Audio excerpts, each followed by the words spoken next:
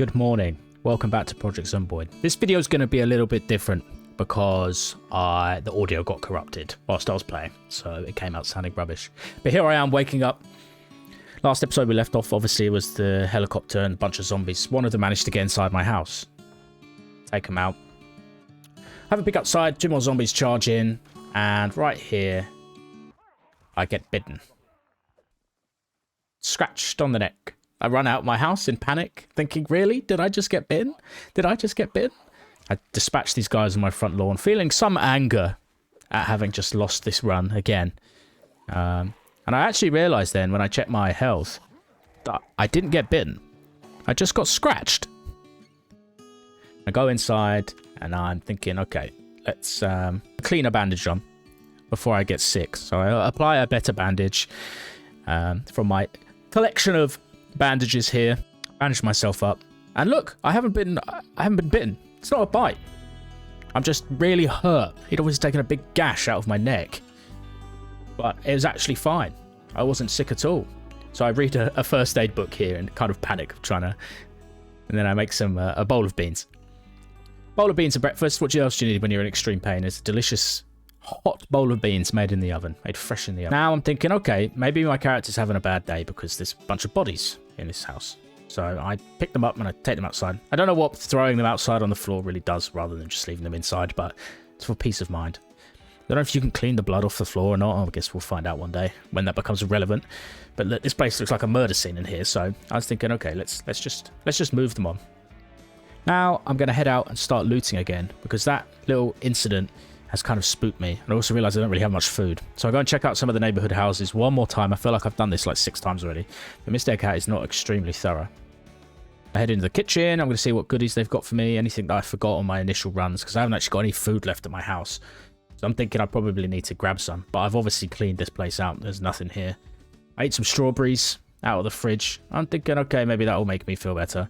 So I grab some strawberries. And then I move on. I try and get to the hospital now because I'm thinking I really need medical supplies after that close run-in. But it is still swarming with zombies after the alarms and the helicopter and the gunshots. There's so many here and I'm in no fit state to be dealing with it right now. I'm panicked. I'm hurt. I'm bleeding. My health is low. Things really only get worse over the course of this escapade that you're about to witness. I'm thinking, can I take these on? No. Can I sneak around? Oh, I almost get caught out in the hedge. I take her out. All the horde starts coming towards me. I go into pure panic mode. One comes up behind me. I dispatch her. I turn around. Yeah, they're all coming. I'm thinking, okay, now I need to get out of here. I didn't even take out the one that was on the floor. I panicked. I'm hurting. I'm like, okay, maybe I could run down here. And what I'll do is I'll sneak my way down here and hop over the fence. What could possibly go wrong hopping over the fence when you can't see the other side? Thankfully, in this case, it was fine. Everything was fine. There was no one here. And I'm thinking, okay, maybe now I can sneak over to the medical center, get those needed supplies. You might have noticed there that I didn't notice this guy come up behind me. So I'm panicking. Take him out. He's wearing like a leather jacket. And I'm thinking, you look yeah, you look snazzy. You look snazzy. So I pick up his leather jacket.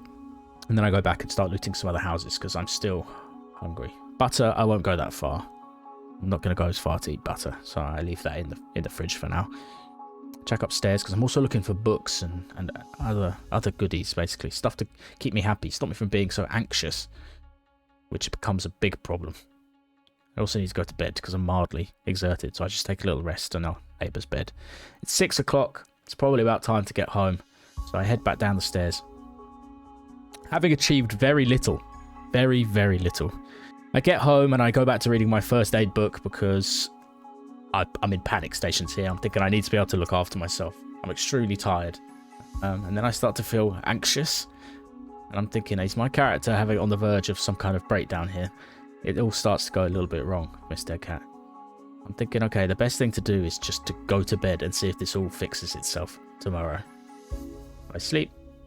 I wake up. The rigmarole continues. Day in, day out. Round and round. Mr. Cat trying to survive. He goes downstairs. He thinks, what can I possibly have for breakfast? But all the alarms are going off. And all the alarms are going off. And he's like, how do I stop these alarms going off? Because they're going to attract every zombie in the neighborhood. And it's sort of like a moment of sheer manic panic. He just dismantles all of the watches. He rips them apart with his bare hands.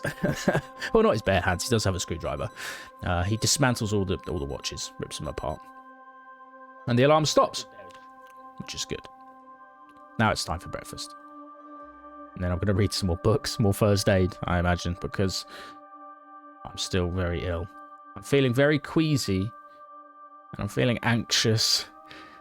Everything's... Now I'm feeling like a nervous wreck. My character's not in a good way. I think he might be on his way out. I read a tailoring book. Not sure why I bothered doing that.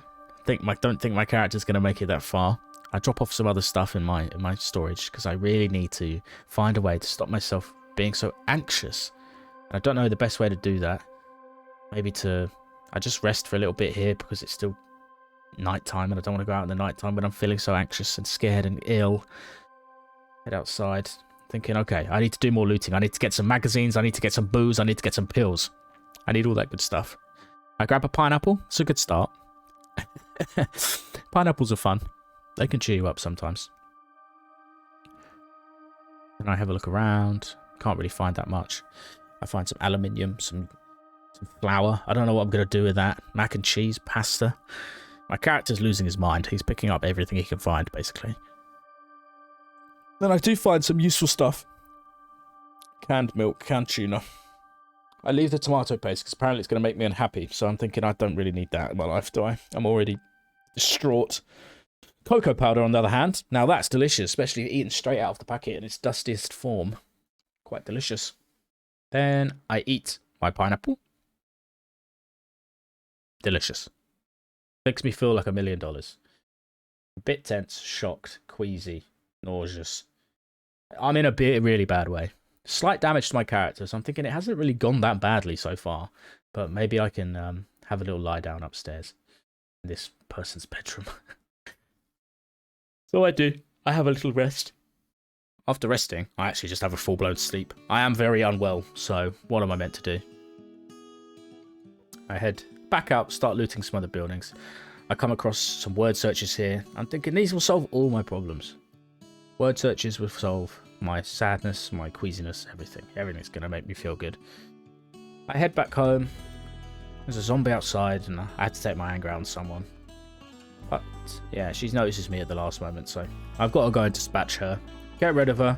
Add another one to the pile of bodies outside that eventually someone will stumble across in the future. Wonder what the hell happened here. Gonna find me inside, fully geared, wandering around. Gonna read a magazine here to try and cheer myself up. I wasn't sure what else to do. Just read some comics, some magazines, in the hope that it kind of allayed my anxiety that I miraculously got better overnight. But things just start to get worse and worse. They really deteriorate. Drink a bottle of white wine. Why not? It's kind of reached that point. My character just wants to get drunk. Mr. Egghat wants to get pissed. So he drinks a whole bottle of wine in the kitchen with the lights on. He goes upstairs in a drunken kind of rage / maybe delirium and starts dismantling all the furniture. He's not really sure why he's doing this, but there's something compels him. Maybe he wants planks. He also finds a crossword magazine on the shelf before he dismantles it, and also some magazines about fishing, but he gets rid of them and smashes the shelves to pieces instead. Dismantles that one. Finds some more magazines on this shelf, so he reads them too. As he's reading, his moodlets do improve, so he gets less anxious when he reads magazines, which is what I'm kind of aiming for, is hoping that even if I do end up dying from some horrible illness, that at least I'm not feeling too bad about it. Not anxious. I'm going easily on to the next stage. And then smashes it to pieces. He heads into the next room and smashes the wardrobe to pieces as well. And the chair. You might as well do the whole clean sweep. In another moment of madness, he decides to do some, casual home decoration / DIY. He gets the paint out. Don't think he's actually going to do any painting, but he is going to pick up the box that the paint was in and take it downstairs, which is something he wanted to do before, but now it just seems very urgent to start reorganising, even though he's on the verge of a total mental breakdown. It's actually quite a common experience to manically clean when you're feeling slightly out of the loop. So he heads downstairs and places it in the corner of the room, next to all the bloody bodies and leftover zombie clothing. He goes upstairs to see if there's any more books he can read, and thank God there's one book left on the shelf that he has not read. He reads it. When he finishes the book, he actually feels much better about everything. No longer agitated. Actually feels pretty great, other than the nausea, the tiredness, and the creeping, horrible pain. Something not feeling quite right. He takes a moment to contemplate, stands in the hallway.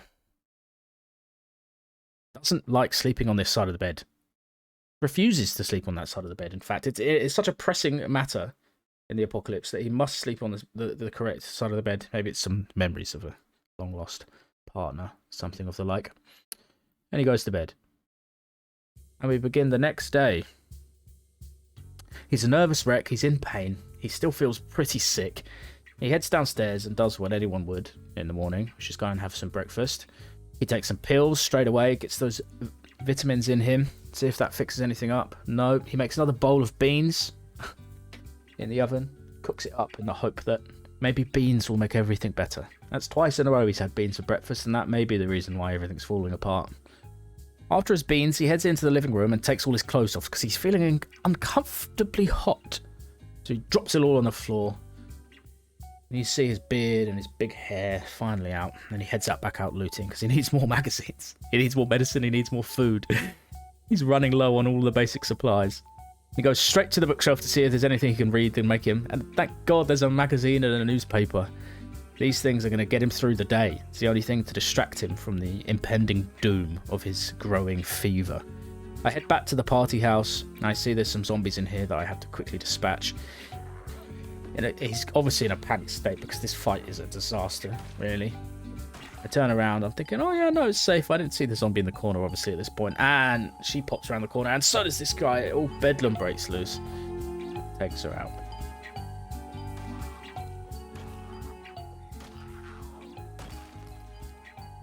He notices the beers on the table, and as a man who is on the verge, he grabs all of them, including the cans. Heads back home and reads a newspaper in the kitchen. It's 9:30 in the morning. The man's lost his mind. He reads a newspaper, he's reading about old news. I don't think this is the kind of thing that would cheer me up, really, in the apocalypse. I think that would probably actually make me feel much worse about how the old world used to be. Now, he turns on Bartleby the Scrivener. This stuff really gets him down. It's actually extremely depressing. Why would anyone listen to this? Maybe before the apocalypse it would make sense, but as you can see, pretty miserable stuff. So, he turns it off. So, what does anyone do? Take some more vitamins, take some more pills. See if that will fix him up. Things are not looking good. He drinks a beer at 11 o'clock in the morning, glugs it all down in the kitchen. I mean, he's having the downward spiral right now. He reads a comic book. Anything to distract him from the pain and the suffering around him. He bops out a DC comic. Then he takes some sleeping pills. After drinking a beer. I don't think that makes matters any better. He's feeling severe damage. He's really not in a good way. So what does any man do who's feeling down? Take some sleeping pills, drink some beers, head up to bed, rest it off. Everything will be fine. Blow over. Everything will be fine in the morning. Go back to bed at 1 o'clock in the afternoon. Which is something I frequently do, to be fair, so no judgment here. Then he grabs his pistol and he heads out. He's on his last legs. He might as well go out with a bang. And he wants to test out this gun. Maybe it'll cheer him up a little bit before the end comes for him. So he goes outside, he takes some shots. He shoots some zombies. His aim is terrible. Wastes a lot of bullets. Probably attracts every zombie in a 2-mile radius to him. But Mr. Egghead doesn't care. He knows he's about to die. He's experiencing a full body fever at this point. He's extremely unwell, and he just wants to take out some zombies before the end. He clears them up in his front lawn. Takes them down. Actually runs out of bullets here, so just has to stop pistol whipping them instead. Smashing their heads in. Takes a look around. One more zombie on their way. After his zombie massacre outside, he heads back up to bed. He's really not feeling very well. He's really on his last legs now. Everything's spinning. He's got hardly a sliver of health left. He's suffering a full body fever. He's sick. He's broken. His neck is itching and horrible. He drops all his stuff in confusion in the hallway. All his bags, his suitcase, his little school bag. He pops some beta blockers in the hopes that maybe it will stem off this last surge of the infection. He takes some painkillers because the pain is too great. He snuffles them down, and he takes some vitamins as well, just to see him out. A little bit of everything. He heads into the kitchen.